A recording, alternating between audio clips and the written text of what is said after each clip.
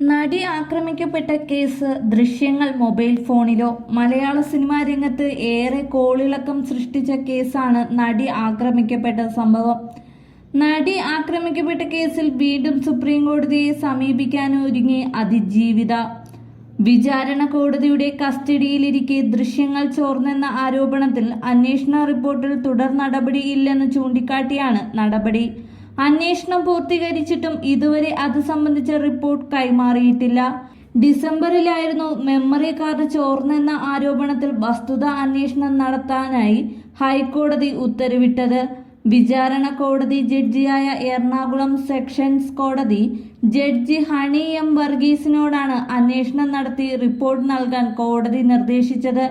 എന്നാൽ അന്വേഷണം പൂർത്തിയാക്കി 20 ദിവസം കഴിഞ്ഞിട്ടും റിപ്പോർട്ടിൽ കോടതി ഇതുവരെ കേസെടുക്കുകയോ മറ്റ് തുടർ നടപടികൾ സ്വീകരിക്കുകയോ ചെയ്തിട്ടില്ലെന്നാണ് അതിജീവിത ചൂണ്ടിക്കാട്ടുന്നത്.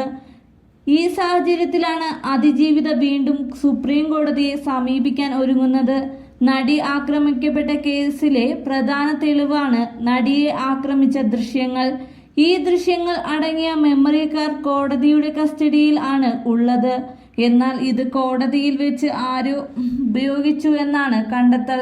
മെമ്മറി കാർഡിന്റെ ഹാഷ് വാല്യൂ മാറിയതായി കണ്ടെത്തുകയായിരുന്നു. ഫോറൻസിക് പരിശോധനയിലാണ് ഇത് കണ്ടെത്തിയത്. തുടർന്നാണ് നടി ഹൈക്കോടതിയെ സമീപിച്ചത്. മെമ്മറി കാർഡ് ഫോണിലിട്ട് പരിശോധിച്ചിന് തെളിവുകളുണ്ടെന്നും സോഷ്യൽ മീഡിയയിൽ പ്രചരിച്ചാൽ ഉണ്ടാവുന്ന പ്രത്യാഘാതം വലുതാണെന്നുമാണ് നടി പറയുന്നത്. മെമ്മറി കാർഡിലെ ഹാഷ് വാല്യൂ 2018 ജനുവരി 9-നും ഡിസംബർ 13, 2021 ജൂലൈയിലും മാറിയതായും ഫോറൻസിക് പരിശോധനാ ഫലത്തിൽ കണ്ടെത്തിയിരുന്നു. 2017 ഫെബ്രുവരി 17-ന് തൃശൂർ നഗരത്തിൽ നിന്ന് എറണാകുളത്തേക്കുള്ള യാത്രാമധ്യേയാണ് നടി ലൈംഗികമായി പീഡിപ്പിക്കപ്പെടുകയും ആക്രമണ ദൃശ്യങ്ങൾ മൊബൈൽ ഫോണിൽ പകർത്തപ്പെടുകയും ചെയ്തത്.